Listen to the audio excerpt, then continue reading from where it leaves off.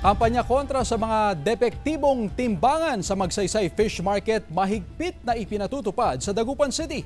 Tutukan sa report.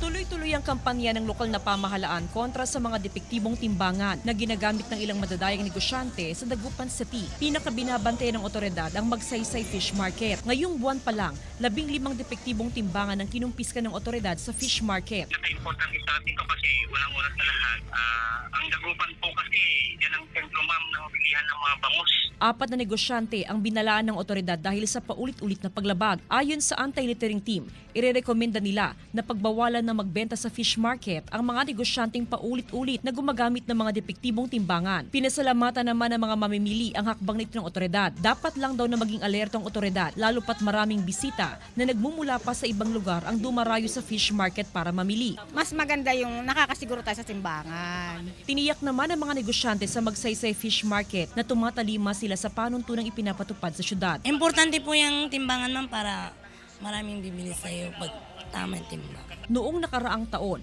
nasa kabuuang mahigit 600 na timbangan ang nakumpiska at sinira ng otoridad sa Dagupan City. Kasama si Jing Dakanay, Jasmine Gabriel Galban, One North Central Luzon.